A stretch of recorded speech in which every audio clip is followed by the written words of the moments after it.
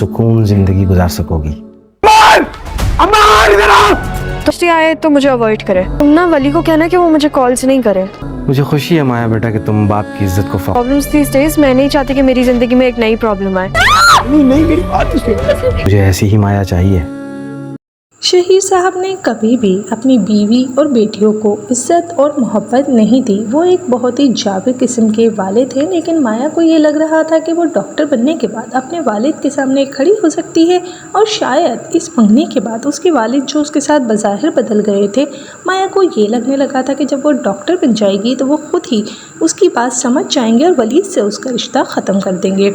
हाल ही में वलीद की हरकत देखने के बाद उसकी माँ सादिया ने काफ़ी कोशिश की थी अपने शौहर शहीर को समझाने की कि वो माया की ज़िंदगी ख़राब ना करें, लेकिन शहीर साहब कुछ भी सुनने के लिए तैयार नहीं थे। वली की कॉल आने के बाद तो वो इतने ज़्यादा डर गए हैं कि उन्होंने माया का हाल फ़िलहाल में निकाह फ़िक्स कर दिया है और माया जो कि निकाह के लिए तैयार बैठी है। ऐसे में वली के बारे में सोचते हुए वो काफ़ी ज़्यादा परेशान है, लेकिन उसके बाप शहीर को इस बात की खुशी है कि वो वलीद से शादी करने के लिए राज़ी हो चुकी है और अपने बाप की इज़्ज़त उसने रख ली है। वो नहीं जानता है कि इस फैसले ने माया को किस कदर तोड़ के रख दिया है, क्योंकि वो वलीद की ज़िंदगी में शामिल तो हो रही है लेकिन उसके दिल में तो वली है।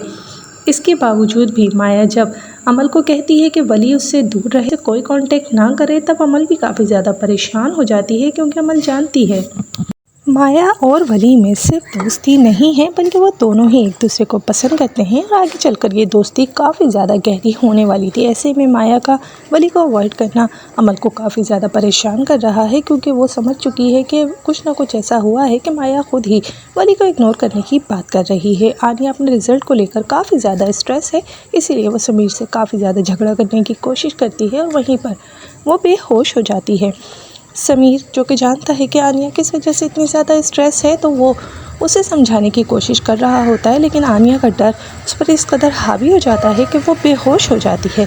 और ऐसे में समीर घर वालों को मदद के लिए बुलाता है। अब देखना यह है कि सारे घर आनिया के स्ट्रेस और उसकी सिचुएशन को किस तरीके से हैंडल करते हैं, या जिस तरीके से जहांगीर ने वली को सबके सामने शर्मिंदा किया और उस पर हाथ उठाया था, क्या वो आनिया के साथ भी कुछ ऐसा ही गलत करने वाला है।